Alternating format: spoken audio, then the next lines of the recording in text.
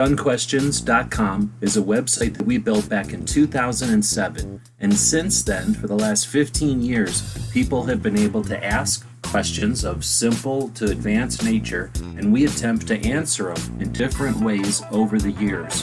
Join us now as we start a new series to answer gun questions. Captain, a vessel approaching.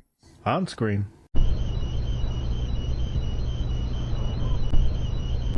We're being hailed.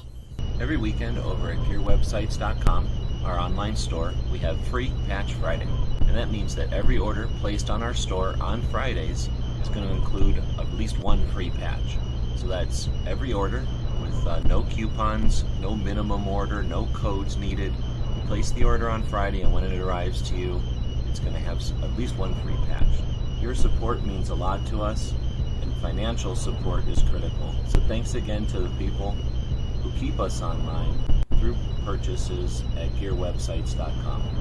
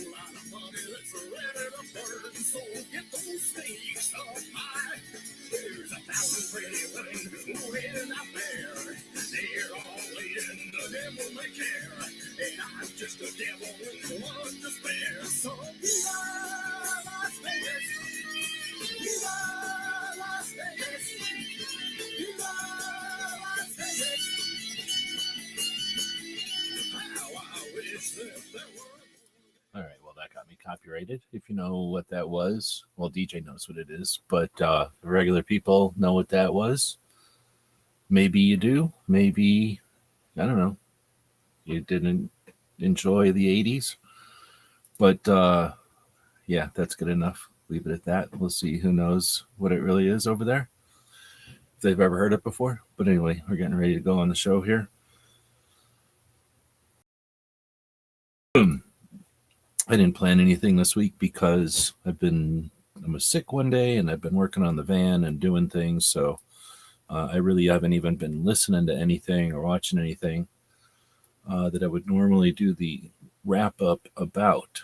So I'm just going to wing it a little bit tonight. We'll do a little bit of interactivity if anybody shows up. We're broadcasting to the Twitch this evening, I believe. So welcome to the... I have the hiccups. Welcome to the Twitchers out there. So I don't think anybody else was here early enough to hear all that stuff to participate. But I got a chunk of the song left. As long as it doesn't pull it from me, I have 1 minute and 47 seconds left of it. I might play some later since I'm already copyrighted with it. I don't know if Tony and I will be doing the show tomorrow, but you can, since I started the show that way, you can definitely ask any questions you want. We've got, the big thing coming up next week is the industry gets together once a year.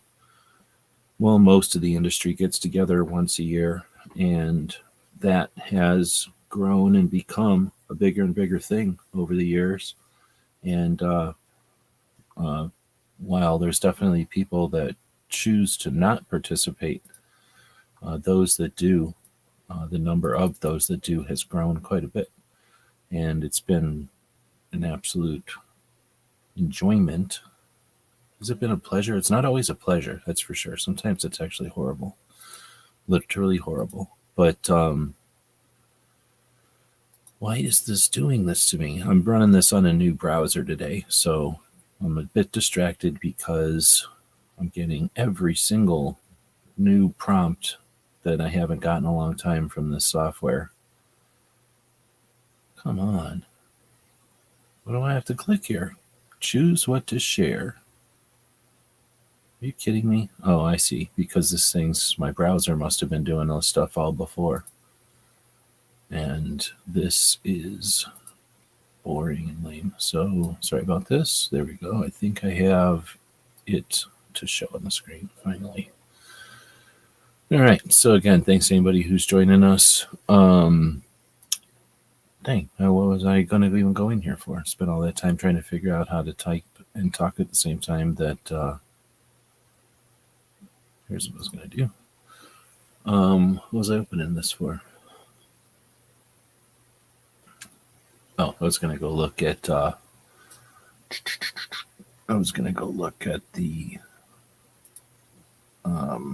SHOT Show stuff that we've got out here.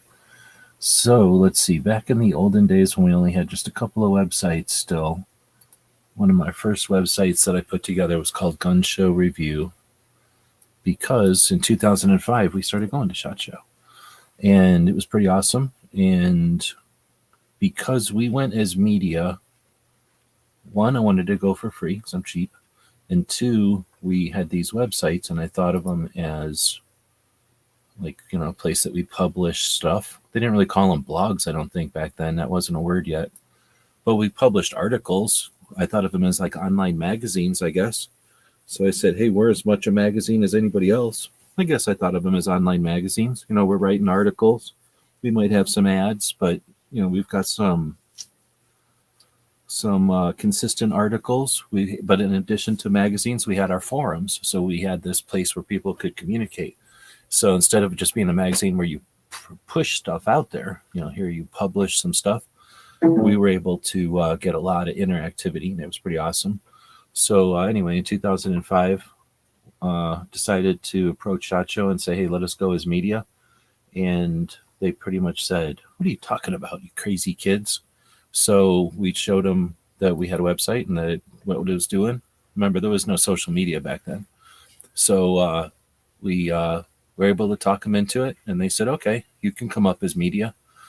And this was us driving up there that year with my laptop in the back seat of the rental car. I'm pretty sure it was a rental car somewhere in here. I don't think that's our car. Somewhere in here I kept track. Yeah, see, we had a rental car.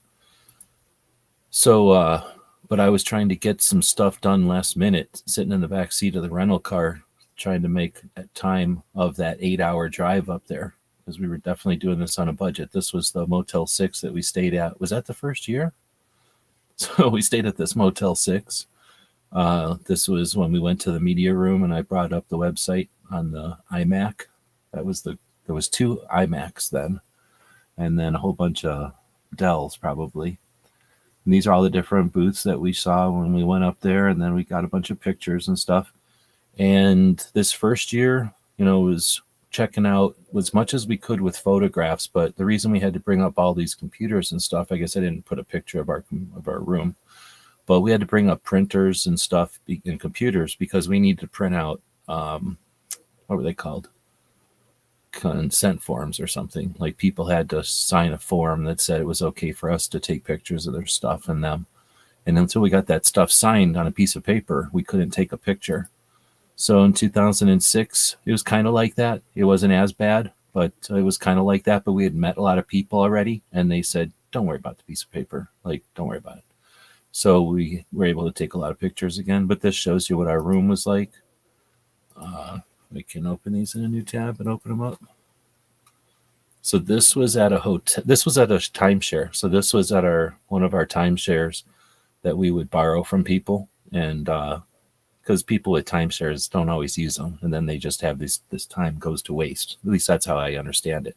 So they would let us use stuff. I don't remember why we were hanging this bag in the middle of the ceiling in the kitchen, but there was some reason we were hanging this bag in the middle of the ceiling over here.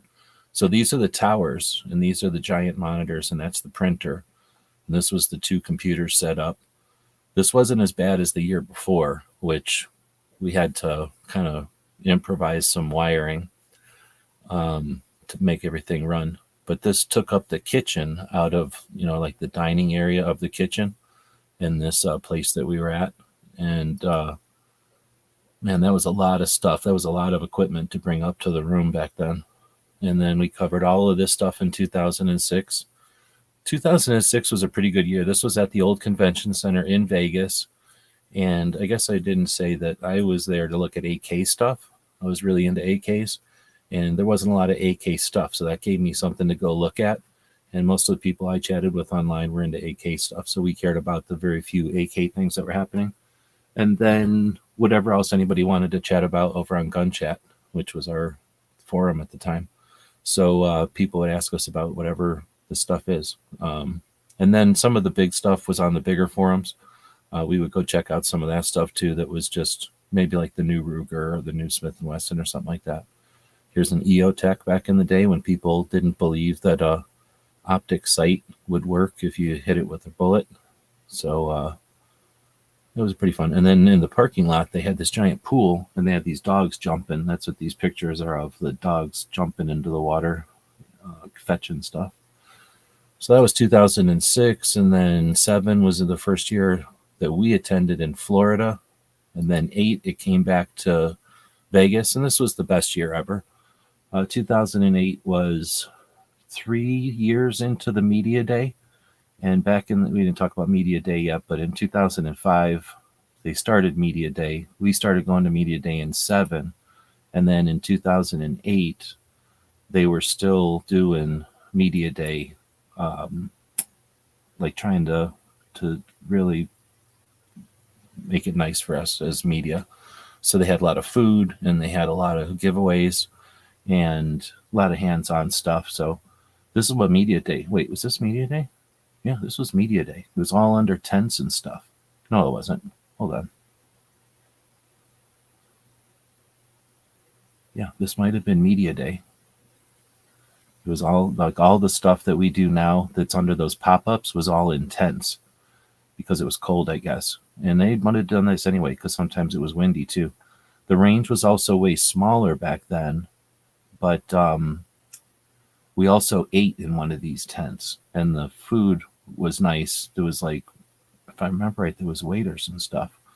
But then there was also a lot of stuff on the table, so they didn't want that to get blown away. Like there was magazines and stuff, like giveaways and things. So they really gave us a lot of stuff when we were media back then. It was awesome.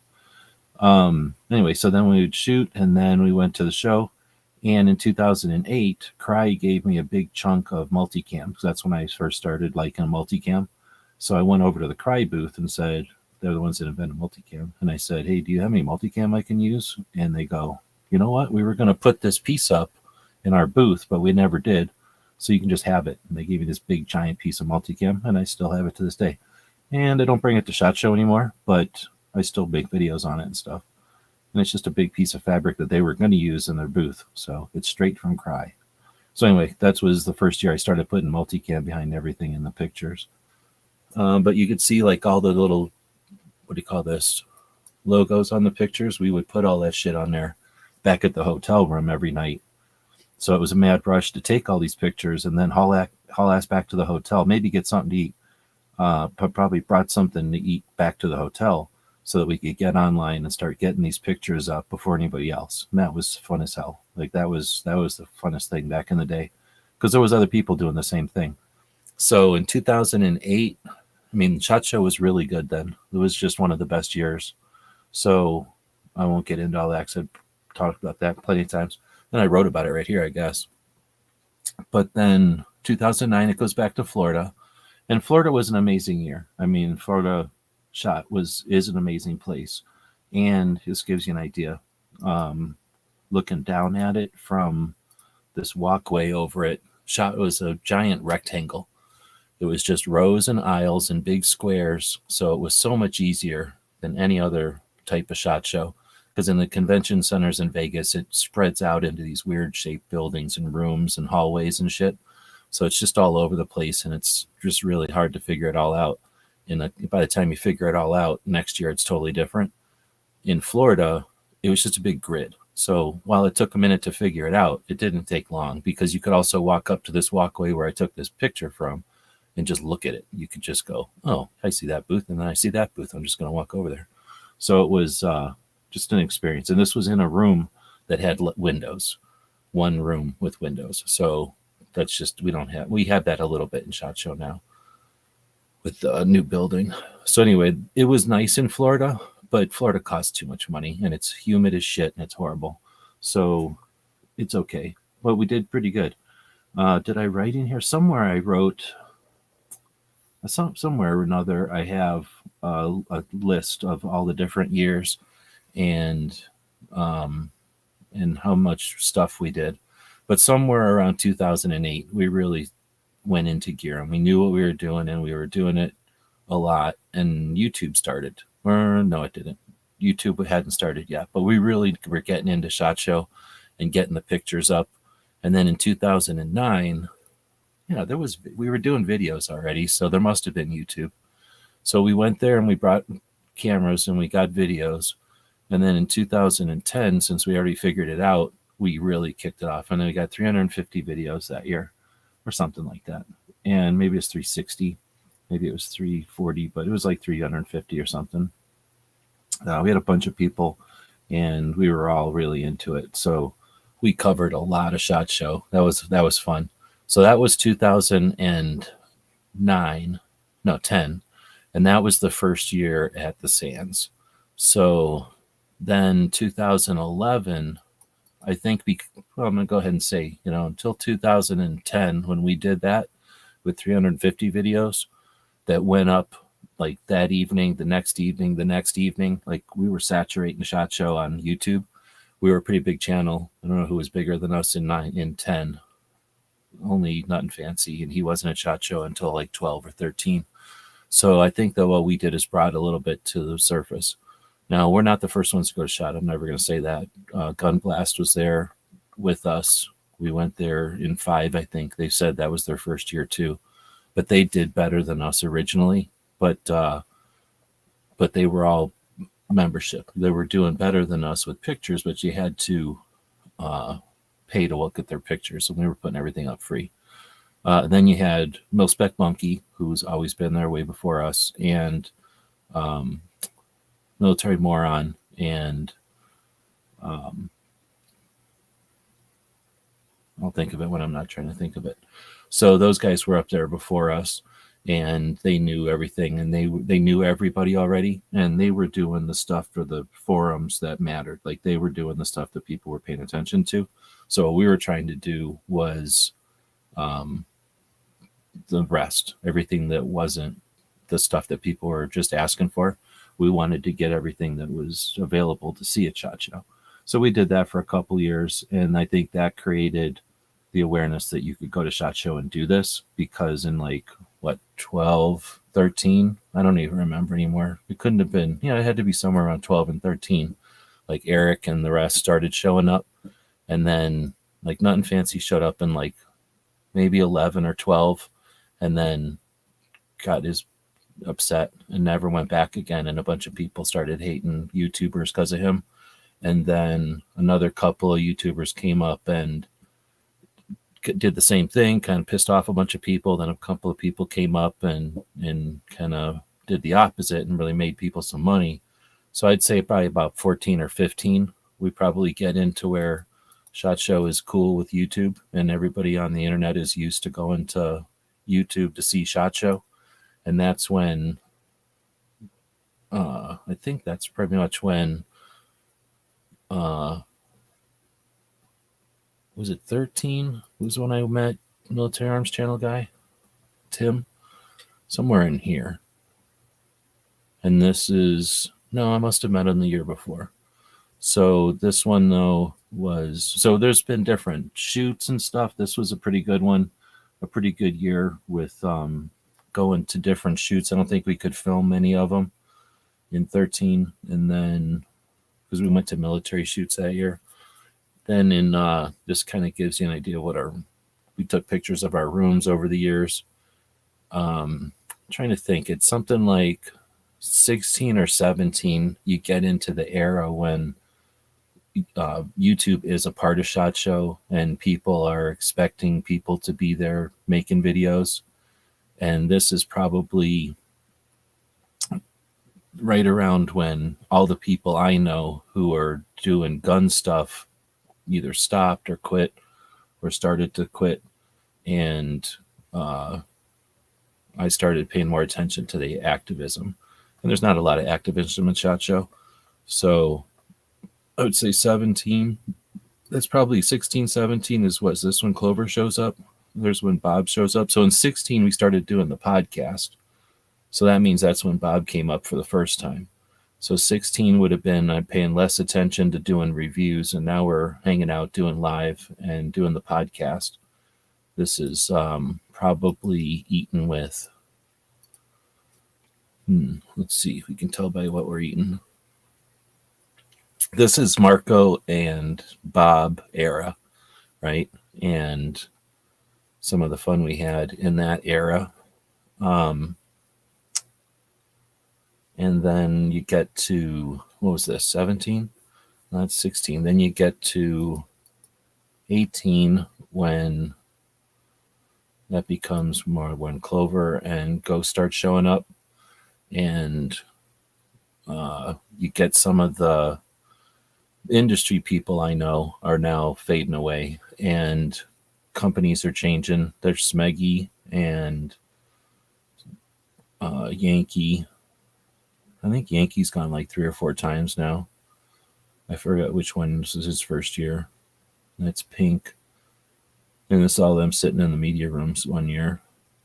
There was a year, was this it? This was the year when, I forget who it was. Somebody was selling Polish bayonets at SHOT, and I bought every one they had. It was a good year. They were like $11 or something crazy.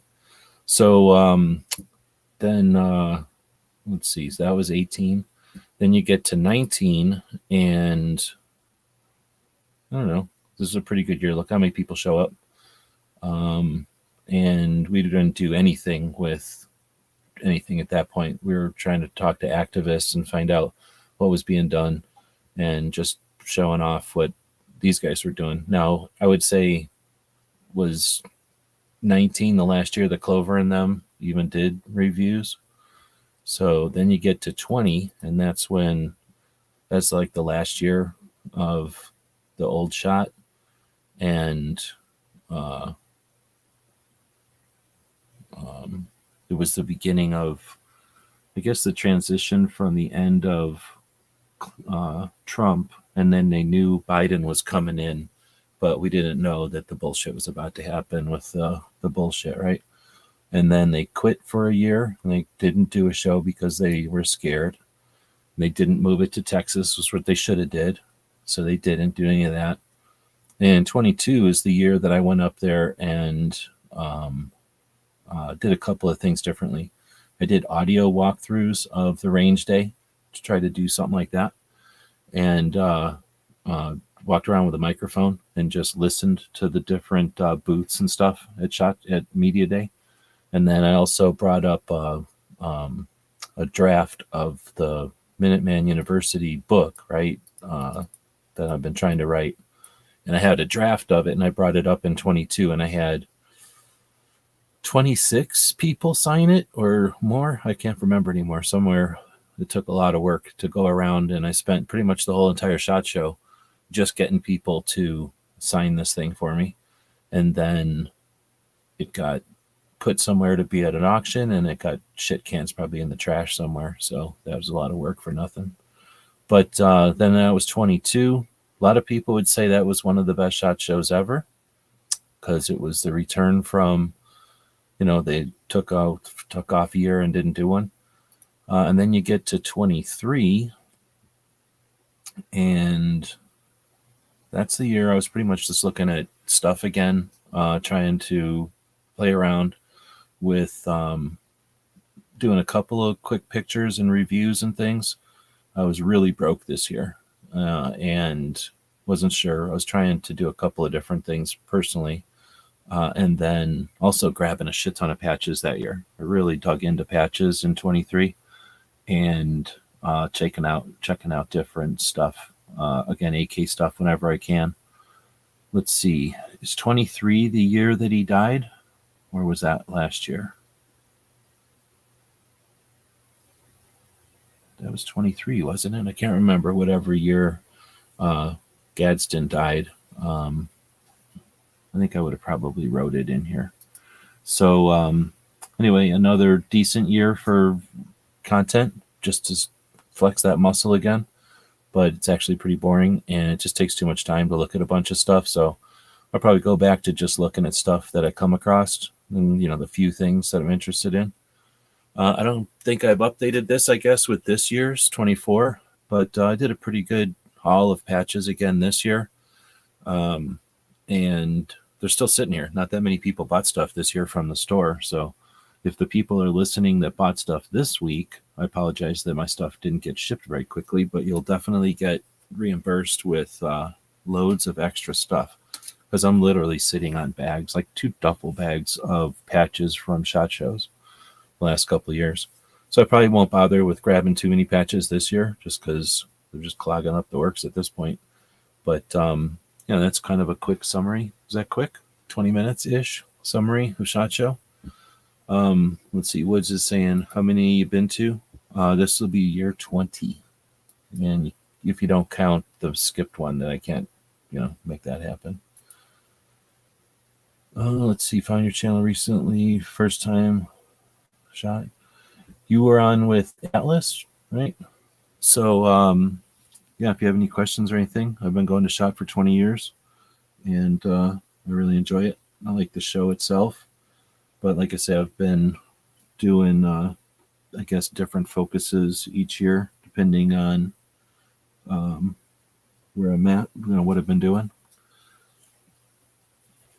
So then I archive them here at a place called Gun Show Reviews. I mean, it's more than this is what Florida SHOT Show place looks like.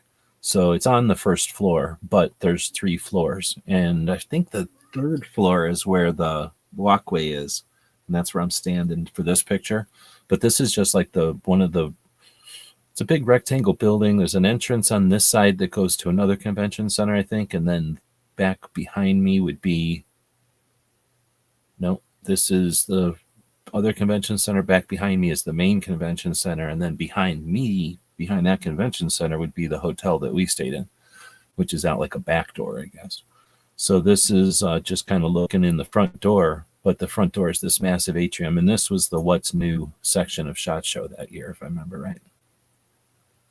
No, it wasn't. I think this was just booths, really. So the What's New was like over here in the room. So this was just booths. So people would walk in, and these were just like small booths that there was maybe a nonprofit or two, some hunting thing in here, something about suppressors maybe.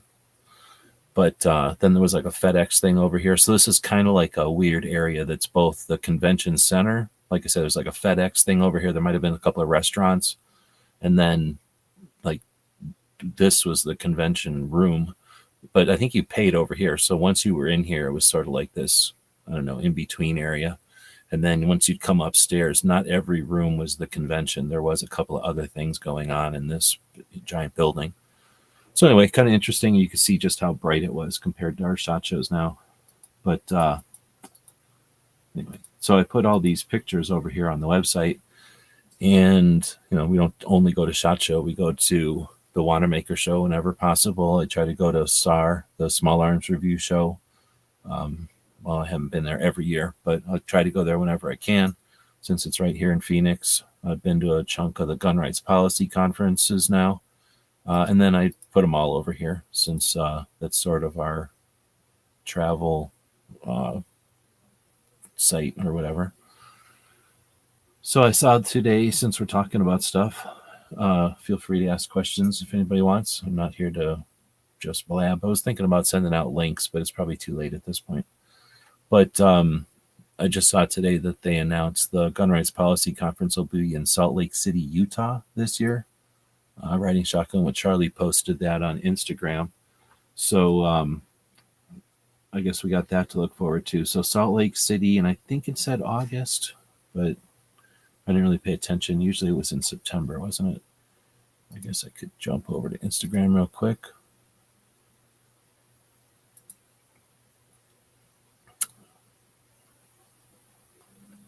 It'll take a long time to open. They're setting up SHOT Show. Am I going to find it? I'm not going to find it because Charlie was already, he already showed it to me, so it's never going to show me anything again. I have to go just look at his channel. Where did I see it? In his circles? Yeah. Okay, no, I was wrong. It's in September. So September, end of September, like normal, but this year in Salt Lake City. So we got that announcement. This is probably earlier than normal. They don't usually tell us until sometimes middle of the year, and it's super lame and annoying when they do that for no reason. They should have told us immediately at the event, but they didn't. They told us now. So there we go. Anyway, so that's where I post the gun race policy conferences I've been to, any other gun shows and that kind of thing. It looks like I have a list here of the yearly Second Amendment events, which of course move around a little bit. It doesn't look like doesn't look like I've updated that recently. Since this isn't really the website that I keep that stuff up to date on, that would be guncalendars.com.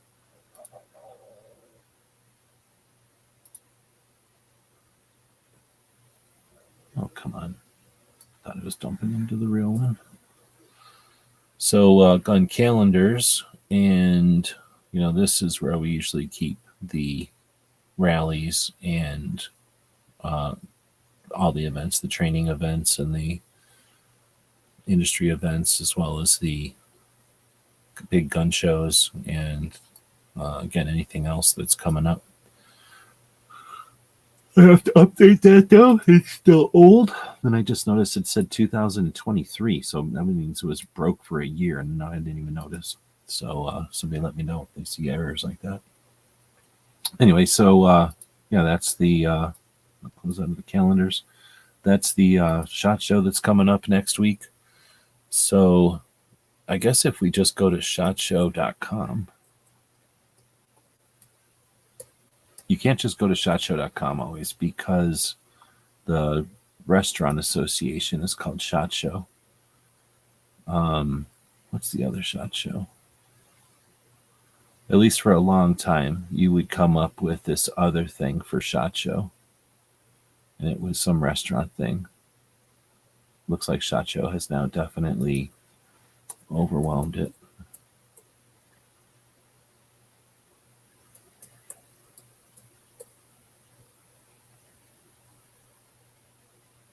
No, that's cool. But in the olden days of the internet, every time you typed in SHOT Show, you'd have to say SHOT Show Gun, because it would come up with like some kind of restaurant association show. Anyway, so SHOT Show 2025, and we'll jump in here, and you'll have a media section, and in that media section, you'll get a facts and figures, and these are usually pretty neat. So it stands for Shooting and Hunting Outdoor Trade Show. That's what SHOT is, Shooting and Hunting Outdoor Trade Show. It's owned and sponsored by NSSF, which is the Industry Trade Association. NSSF is the National Shooting Sports Foundation. That's up here. And they call themselves the Firearm Industry Trade Association. And they act as a liaison between the firearms industry as a whole and the government mostly, but also the public a little bit. So some people put them in a corner like the NRA, but they're not really a membership organization, really. They kind of are. They're a membership organization of the industry, and the industry pays them dues to be a member. And then like I do, I pay them $25 a year as a media member. But if you play your cards right as media, anybody who's going to SHOT Show as media, it costs you $25 to be a member of SHOT Show, or of NSSF, excuse me. So when you join NSSF, you pay $25, and then when you go to SHOT Show and show them you're a member of NSSF, they give you a $25 voucher that lets you go eat in the SHOT Show, or in the NSSF restaurant room thing at SHOT Show. So you pay $25, but then they give you $25 worth of food. So you really just buy dinner, and now you're a member of NSSF. And even if you already are a member of NSSF, you can go there and tell them that you're a member, and then they'll give you a $25 waiver. So if you're not a member, go become a member, and if you are a member, go eat free. So that'll happen at SHOT Show. I don't know if it's right next to the media room again, but it has been right next to the media room. Sometimes it's on a different floor.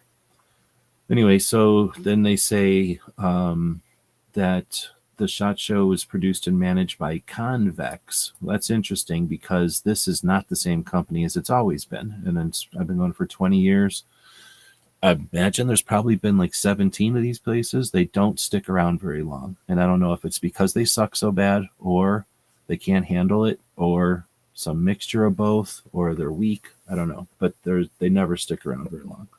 So we either run through them or they fall away. Like I have no idea what the dynamic is, but you can tell a lot. You can really tell from year to year who's running it, and when they run it well, it's noticeably better than when they don't.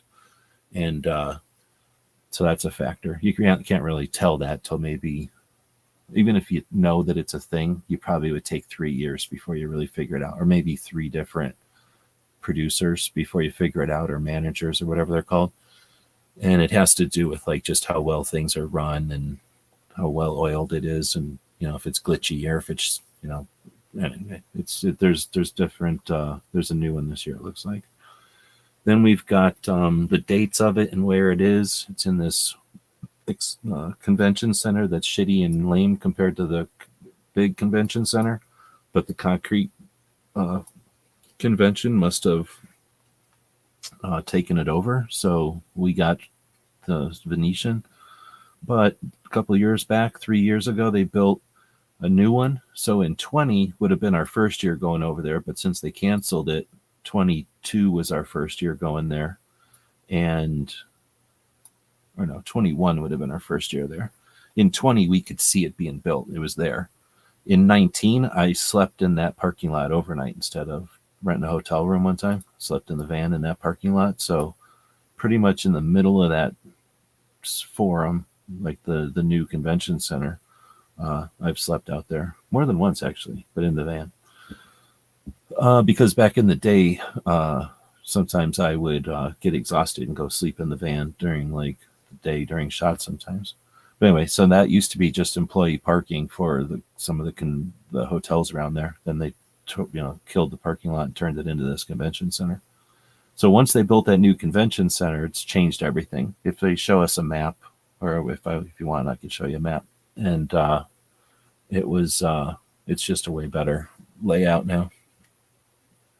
They do things like the Golf Classic and Industry Day at the Range, the Supplier Showcase, and SHOT University. So SHOT University is these little lectures that cost $75 a pop, and they take an hour or so. So you'll go to a room somewhere in the convention center, one of them, because there's 2 convention centers, and they'll send you to some room, and then you'll sit there with a number of other people, and you've each paid $75 to be in there, and they'll tell you stuff for an hour. They've been doing this since the first time we went to them was in 8, and it was about website stuff, and I was right in the middle of doing website stuff, so I was not very enthusiastic about it, and almost got kicked out of SHOT Show from not understanding what that thing was about. But they are what they are, let's put it that way, and some people enjoy them, I've heard. Some of them are for gun shops, some of them are sales pitches, and some of them are I'm not sure what some of them are. So then you got that supplier showcase, and that is small little booths in a giant room instead of the medium-sized booths in a huge room. So it's a way for people to experience some part of SHOT Show briefly at like the $5,000 level instead of the whatever, I forgot they talked about it the other day, the $50,000 level or something it costs to get a booth now.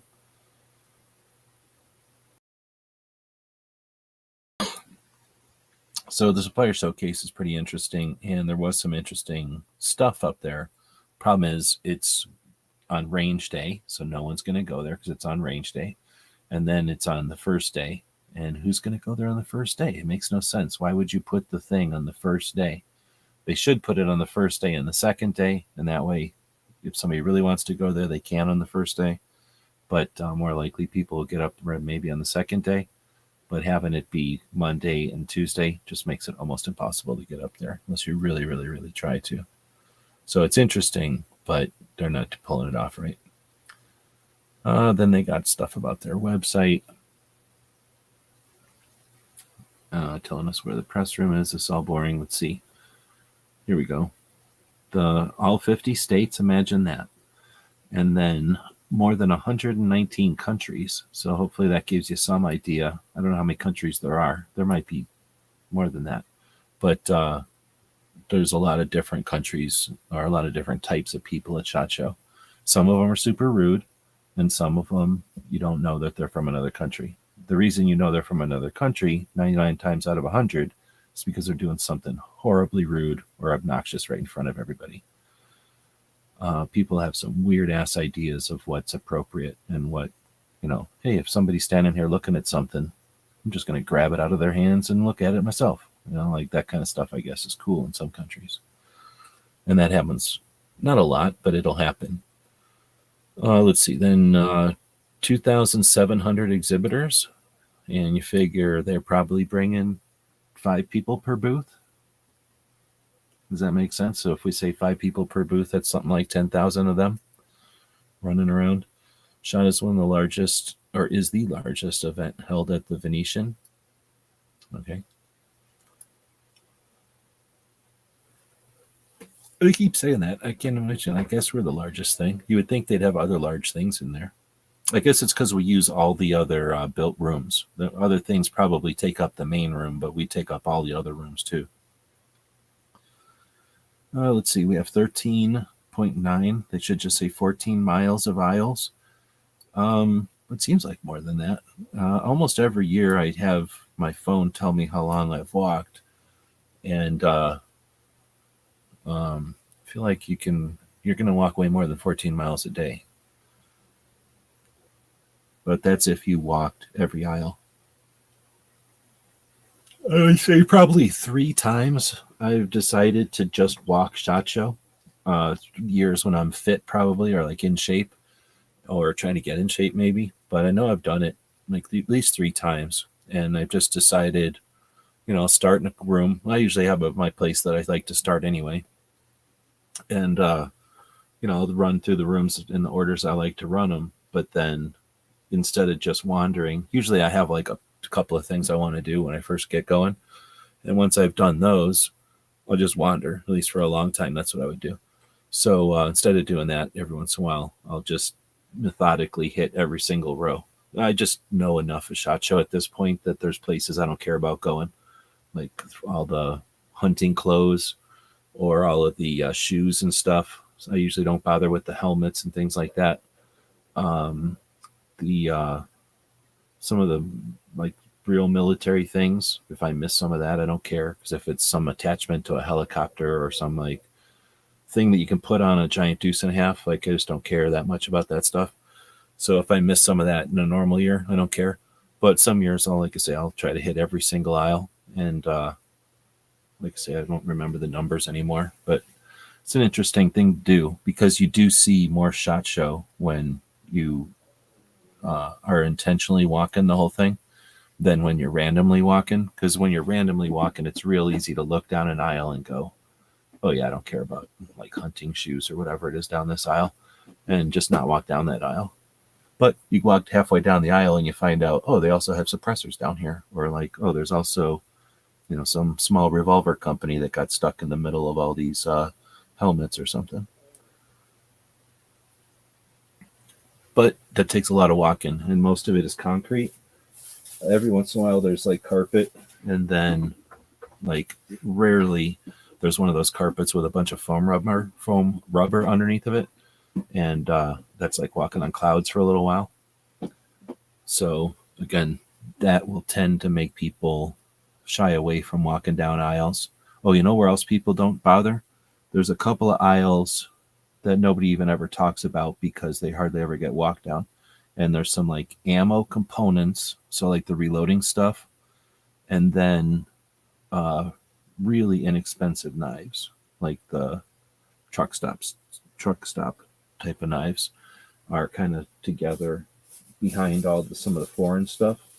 And the foreign stuff is foreign. Like, it's not, most people are not walking down the foreign stuff either. It's just weird barrels or glass for optics and tiny little 22 things, or not even tiny, but like 22 things, just randomly not interesting things in the foreign aisles. Let's see. Then this is the 47th annual SHOT Show. The first SHOT Show was in 1979 in St. Louis. And the 21 show was virtual during the bullshit. So virtual. They didn't really do anything. They said it was a virtual, but in reality it was just nothing. I think over here I have some information about SHOT Show, though. Let's find out. So, oh, there it is, SHOT Show. If I click on this, so like for a while it's been once a year in January, but it hasn't always been in January. But for the Minuteman University project, I went ahead and researched all of them. They have listed them before, and I'm hoping that I have a link to the info. Doesn't look like I do. But as you can see, there's a lot of, it's all archived. Obviously, it's happened. But I do think it's interesting because if you start in 1979, you got 5,000 attendees, and then it takes a couple of 3 years, and now they're already at 20,000 attendees. So just they're gaining quite a few every year. Kind of hovers around 20 to 30 from then on, and then in 2004 you get to 33 attendees, and this is all before we started as media. And then when we start, don't I have that info? I bet I did, yeah, up here. You go from 30,000, and I'm not saying this is because of us, I'm just saying we helped. You go from 30,000 attendees up to 60,000. It looks like 67,000 in 2014 was the most. And I'd say that's interesting. So it would be really neat to go back with somebody who's attended a bunch of these and talk about these and kind of in relation to the number of attendees and what it was like. Because I'm sure if I had to think about it, let's go back to 2008, which I consider the best one. There's about 60,000 attendees, but it's at the old convention center, so it's really hard to judge. It was kind of crowded, but the new convention center is probably a different size. But anyway, it might have something to do with, if you're knocking elbows with somebody the whole time you're in there, you're waiting in line for everything versus the aisles are empty type of thing. I should go in and update this. Looks like when I did this for the book I was writing, I got the information was last from 2001, so we could add a couple more years to this. But anyway, it's about 60,000 now. So it's a pretty big thing. Like, say, maybe, what did it say? Do we say 10,000 people are showing up for, working at the booths? So does that make it 70,000 altogether, I guess? And then if you take the 2,000 something media, is that adding even more to that? But it's been in Sands since 2010. And what else do I have that's interesting over here? Oh, they've done, I have to update the number for Vegas, so it's probably something more like 25 or 26 shows in Vegas, but they've done 6 of the SHOT Shows in Dallas, 4 of them in New Orleans, 3 of them in Atlanta, 3 of them in Orlando. We've been to 2 of them in Orlando, and then 2 in Houston, 1 in San Francisco, and 1 in St. Louis. So in 1980, you could have gone to SHOT Show in San Francisco. What would that have been like? It says that the Forum Caesars holds 150,000 square feet. The Sands Okay, so the Forum at Caesars, that's the new one, has 150,000 square feet. The Sands is 700,000 square feet. And the Vegas Convention Center is 569,000 square feet. Now, that one in Florida is about 700,000 square feet. So it's just about the same size as Sands, but it's in a big giant rectangle. It's in one big building with a walkway over the top. It is not Sands, which is in like two weird clamshell shaped rooms on top of each other, and then a bunch of little square rooms like all adjacent to it that are sort of connected, but through hallways and stuff. Let's see. So barbecue is out there. Welcome. Is this working for you? I have a couple of things to ask barbecue specifically. So if you're still out there, we've got a couple of questions to ask you specifically.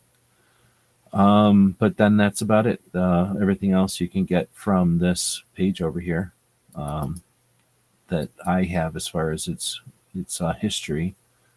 But I wish I would have found it. This is the picture of it, I think. But Chacho has done a really good history of NSSF, which is sort of a history of SHOT Show, because NSSF and SHOT Show are kind of the same thing. At least, SHOT Show is one of NSSF's main projects. Anyway, we'll go back to their thing as far as the 47th SHOT Show, give you some perspective on that. The 26th one in Vegas. There we go. No other city has hosted more SHOT Shows, and they've been here since 2010. Well, at the Sands.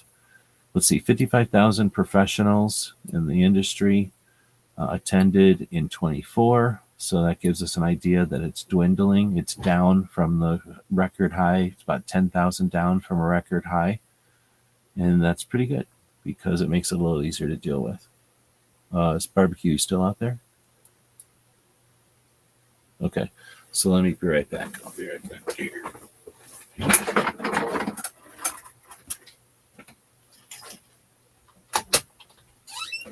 Here, you'll have a short commercial break while I'm out there grabbing something.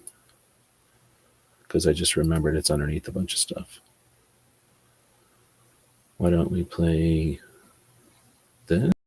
GearWebsites.com is your source for firearms-based playing cards and books. We also have mugs, shirts, and posters with designs that we've made live. Of course, we have patches. Every Friday is Free Patch Friday. We appreciate your support. Thank you for shopping at GearWebsites.com.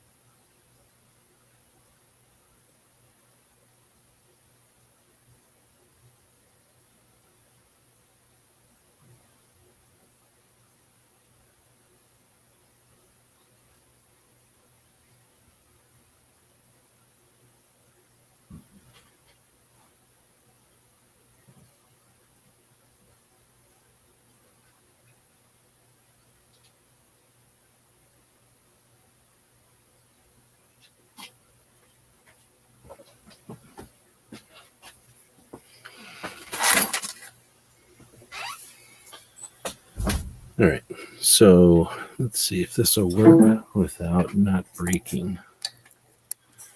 If I point this here and jab that at this and put this like this for a second and then start video. Is barbecue still here after all that? Bring this down just a little bit. Will it go down? All right, so let me know if barbecue's still here. I'll just keep reading on the screen here. How big is SHOT Show? Then we're going to look at this infographic here in a second anyway. 2,500 members of the media, so that's about a normal number, including international media, cover the show and products. Typically brings more than $88 million in non-gaming revenue to Las Vegas. We're about to go spend $88 million. So I don't want to keep sending you garbage, but I wanted to see if you could use this thing. This is, I don't know, some kind of counterweight, I think. But I think it's for when you got a big lens or whatever. Or maybe it's not. But it's some sort of weights here. And then this is a screwy knobby thing. This is made out of, I don't think it's aluminum. It could be aluminum. And then this thing screws back tight again. And then I'm pretty sure, see, this looks like tripod stuff over here. Like you put a camera on here.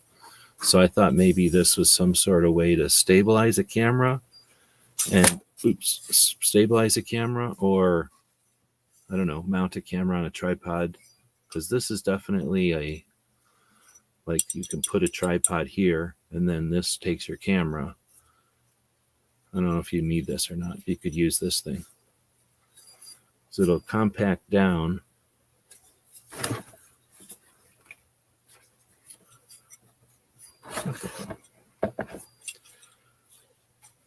You can compact it back down. And it has this foam thing that it lives in.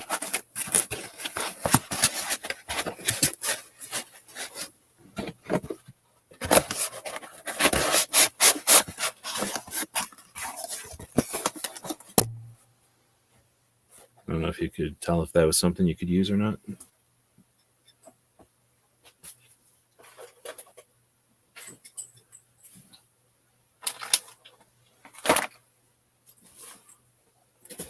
And we'll see if barbecue responds to that or not.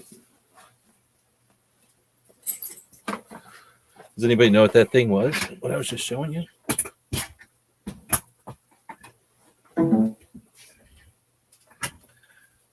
Yeah, I thought maybe it was something like a gimbal, or it's not a gimbal. It's a gimbal would stabilize this stuff.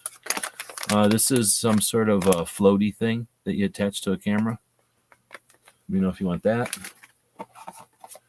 And this is a beetle clip, they call it.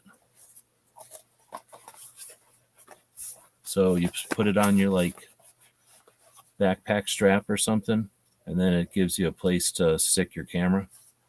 You put it on your belt. And you put that thing, so it's like having a tripod mount, except you can put that on your belt or on your shoulder strap.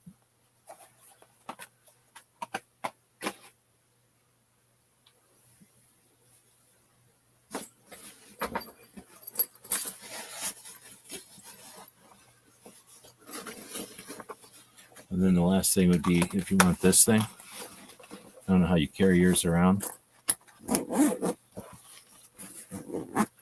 This sort of like a fanny pack-ish type of arrangement with this internal situation with the foam. And then it's like a large fanny pack. You've got a place in the back here for some stuff. You've got a handle. You've got a padded fanny strap thing. It's got the cool patch-looking logo on it.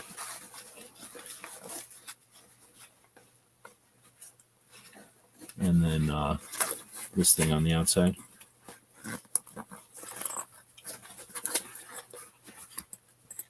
Oh, I see. It's a pouch on the outside with small pockets. And then this is I think this is for like a phone. This is just like a long internal pocket with a nice felt like vinyl or whatever. Yeah, so this thing is from a place called Hex. And it's made out of real Kandura. Right on, so you can use this. You don't want that red thing either. That floaty thing. I don't know if you do stuff where stuff is near water. Or if you'd even have anything that would make float. Try not to put this in a bowl of ramen. All right, so now we can go back to just talking about stuff without barbecue having to pay attention.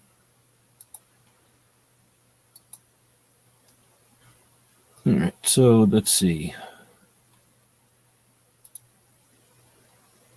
Oh, we're still. I thought we were almost done with this thing, but there's quite a bit on this. Let me get rid of this. There we go. Let's see. So then 13 miles of aisles. We're talking about how large it's going to be, how much money we're bringing into the community. I think we usually bring in something like millions and millions. Right on. I got you. So, like I say, I'm going to try to get that out before I leave, so that you're not waiting forever. The law enforcement section is a fast growing.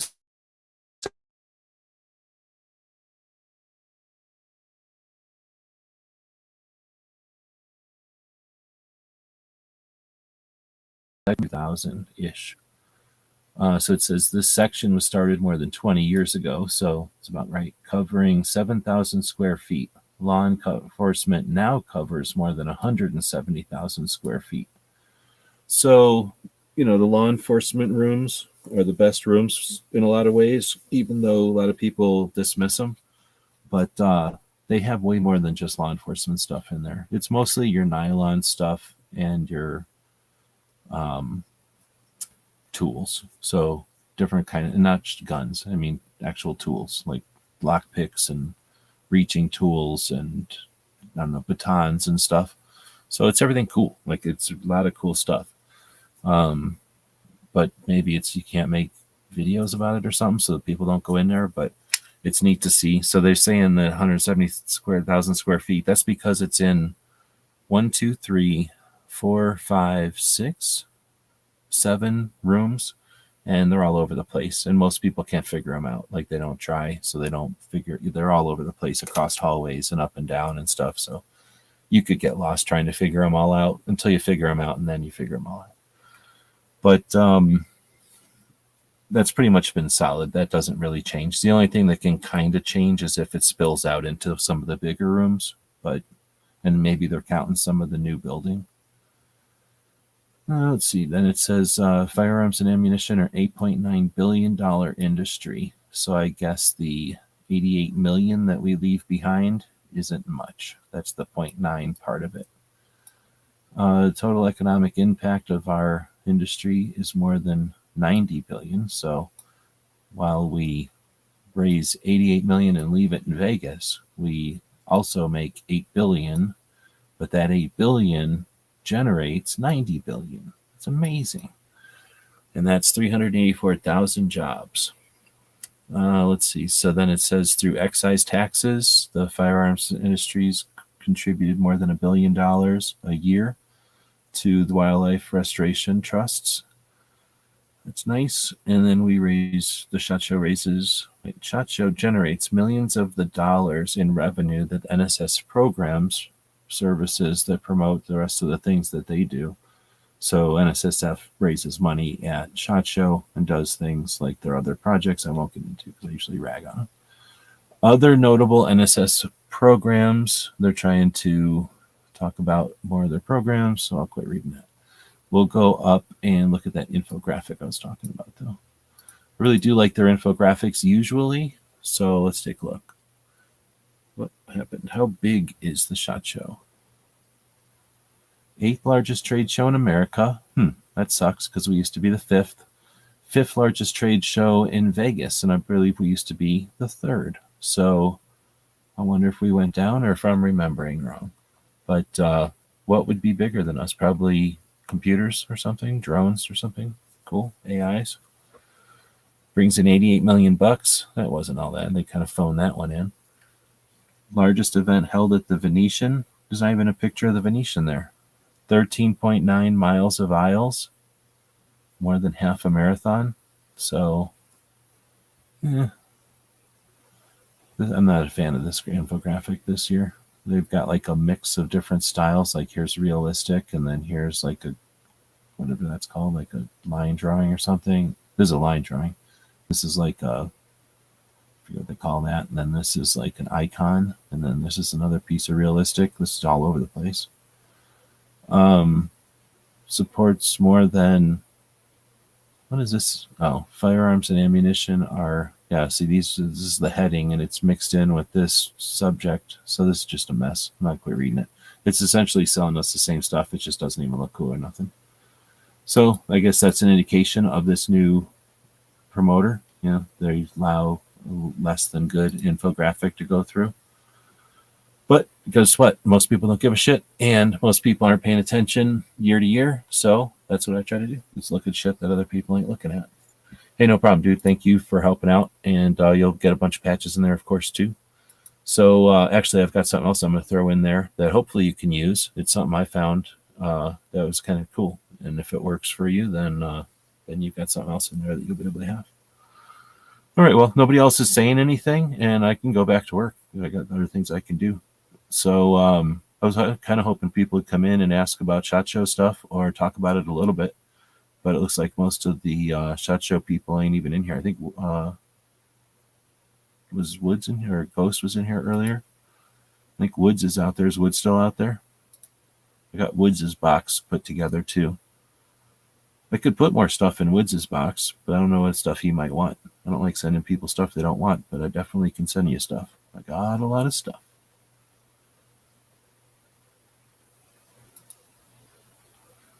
All right, so with that, I guess we'll start wrapping it up.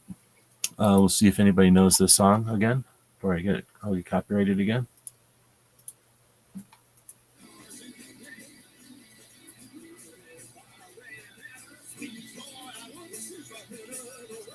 Come on.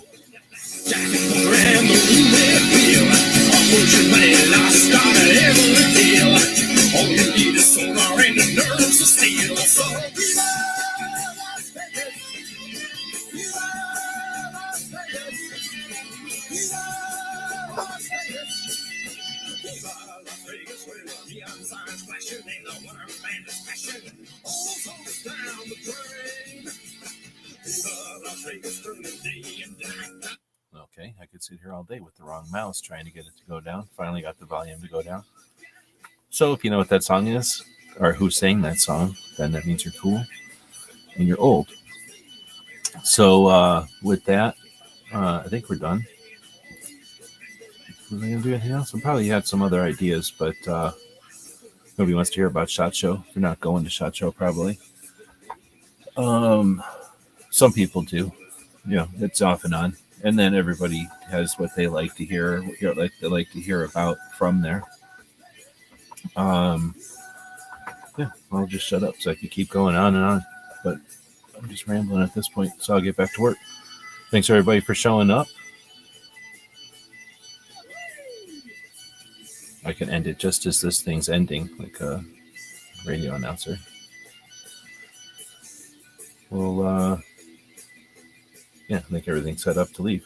Thanks, everybody. Thanks, DJ, for the links. Appreciate it.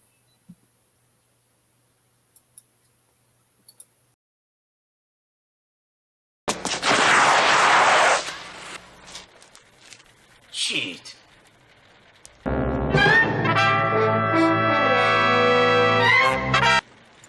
Ninja? Ninja! Ninja!